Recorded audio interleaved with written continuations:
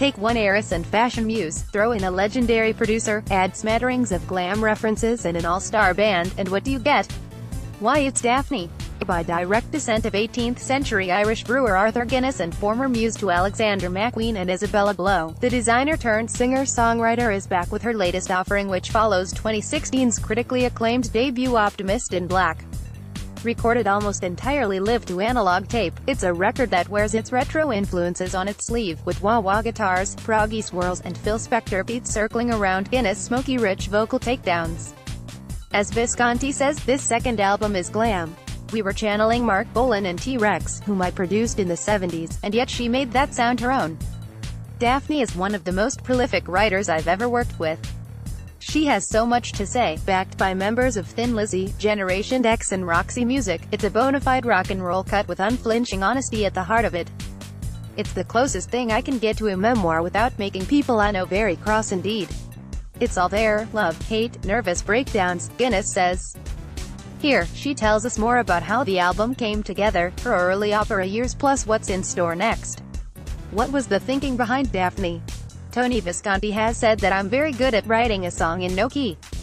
The songs on this album came to me very quickly, and the lyrics, as usual, are catharsis through poetry. A kind of diary, but one that addresses themes that are common to us all. What were you listening to, and what was inspiring you, leading up to making the record? I listen to all kinds of music from Wagner to St. Vincent, but when I'm in the studio I don't listen to anything but my own music. I am inspired by artists who simply do their own thing regardless of what people think of them. Picasso, Dylan, Nick Knight, David LaChapelle. Loving the high-charged glam rock of Remember to Breathe. How did you land on that sound? Did it help having Andy McKay, Roxy Music, contributing? The glam sound was essentially pioneered by Tony Visconti, who produced this album, and of course if you want glam rock sax, Andy is the only man for the job. How do you work with the other band members? Are they involved in the writing? I demo the songs in a very basic arrangement with my co-writer Malcolm, then get in a room with my band and let them do their thing. They are excellent musicians who each bring their individual magic to the party, and they are all such cool people. We have real chemistry. You were an aspiring opera singer in your teenage years. What drew you to that? Is opera still a part of your life? I can't conceive of a time when music wasn't a part of my life. It has always been my secret friend. I still listen to opera and regularly sing along with pieces such as Sun, Qual Nave, C'agitata by Riccardo Broschi and Richard Strauss Lieder.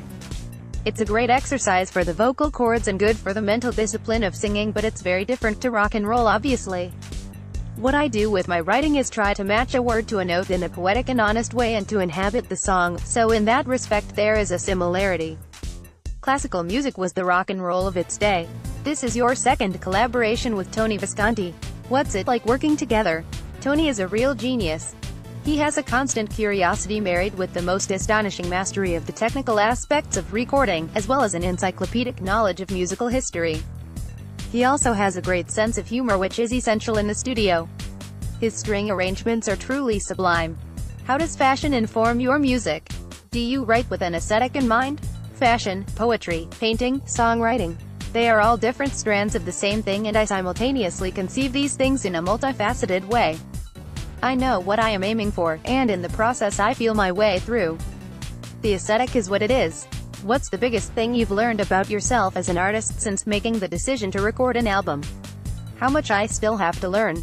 Every day brings a beautiful new adventure. What else are you working on at the moment, and what's coming up for you over the next few months?